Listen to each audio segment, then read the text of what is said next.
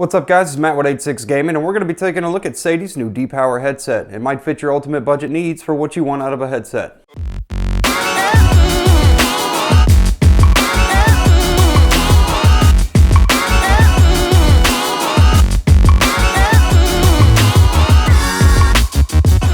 SADES is a good company that makes a good range of products, a nice variety to kind of choose from, and they're usually pretty affordable. They have some things that cost a little bit more than others, but also have a little bit more features for it. The D-Power is kind of the new endeavor for their budget aspect of it, and I really like a few things about it. If I can show you real quick. Now this is kind of a love or hate thing with me really. It's got this kind of glossy sheen right here on the side where the ear pads are. I like it, but at the same time, if you're somebody that's opposed to fingerprint smudges or grime getting on it, that'll happen with these. You're going to get some smudging and some fingerprints on it, but that's just the nature of the beast with anything glossy like that, as we all know.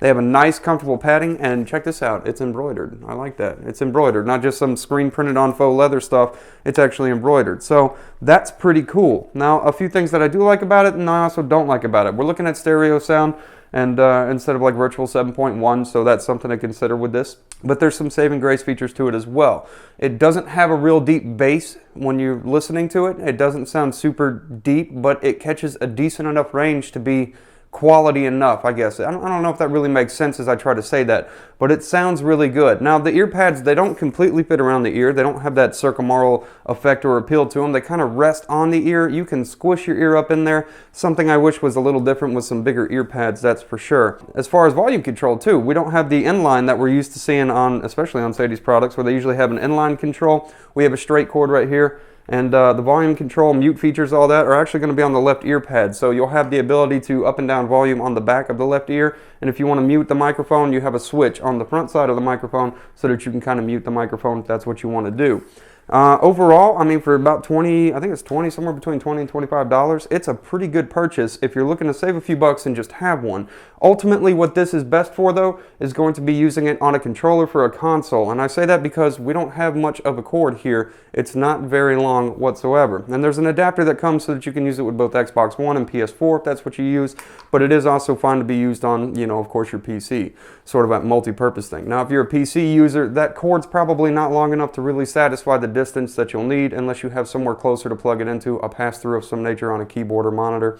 Then that might make your life a little bit easier if you're somebody that keeps the tower kind of away from your peripheral devices.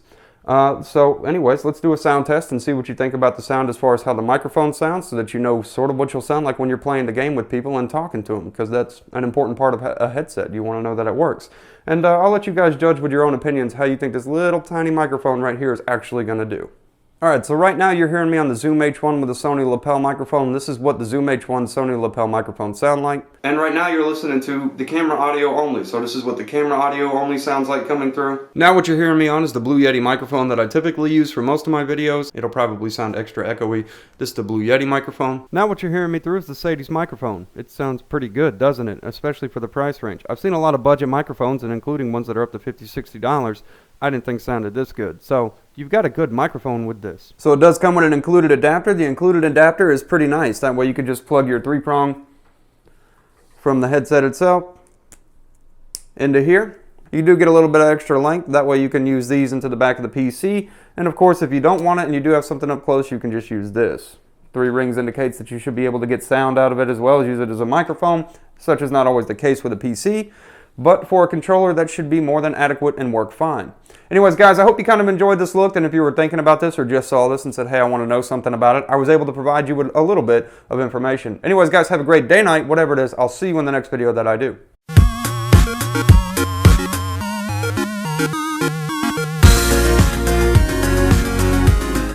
You do get a little bit of extra length.